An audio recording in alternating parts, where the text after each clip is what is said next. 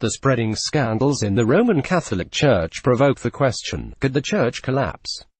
I worked as a management consultant to some of the largest companies and government entities in America for nearly 50 years, and served in the White House. I was a member of the Church during that period and served on various church boards and councils. Bottom line, the institution of the U.S. Church could collapse, suddenly and unexpectedly. The problem is that the current scandals reflect corruption of clergy, leadership and the institution itself, going far beyond the sexual abuse alleged. The roots of the corruption were sown as the institution that evolved from a tribal guerrilla movement that the Roman Empire co-opted, to a militant state, to an empire and, finally, to adapt to modern demands for specialization and efficiency, to a corporate institution. It has departments that handle communications, finance, product and product development, brand management, marketing, recruiting, training, and human relations. It also has legal, public relations and political arms that protect and defend its brand and the institution itself. The problem is that, as it corporatized and specialized, it made the mistake of many companies. It began to focus on protecting the institution, rather than meeting the needs of the customer, in this case, the faithful. It is an ancient curse that absolute power corrupts absolutely.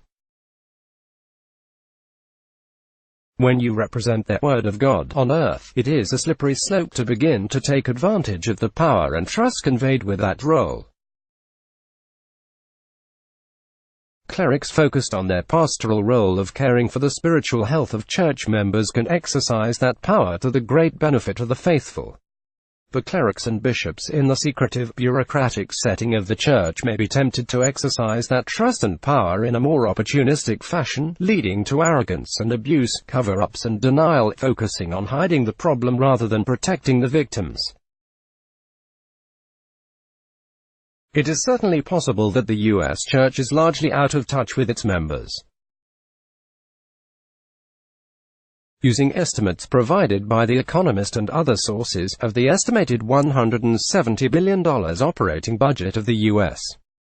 Church, $100 billion is hospitals and health care, $50 billion is colleges and universities, $10 billion is churches and parishes, $5 billion is charity. Note the relatively small proportion devoted to pastoral work of spreading the gospel and helping parishioners, though of course schools and hospitals could be considered pastoral or charitable in some cases.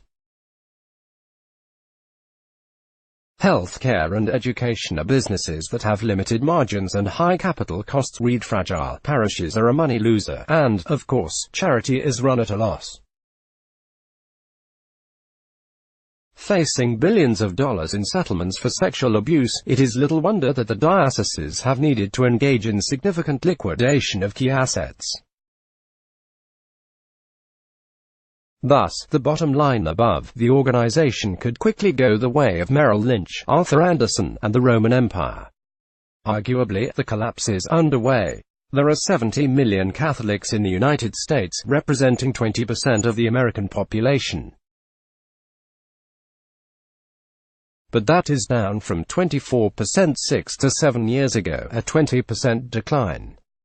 And that number actually would be 14%, nearly a 50% decline, if it weren't for the dramatic inflow of Hispanic immigrants over the past 10 years. The important point is that the corruption appears to be systemic and may go far beyond sexual abuse. Where there is this much smoke, there is often hellfire.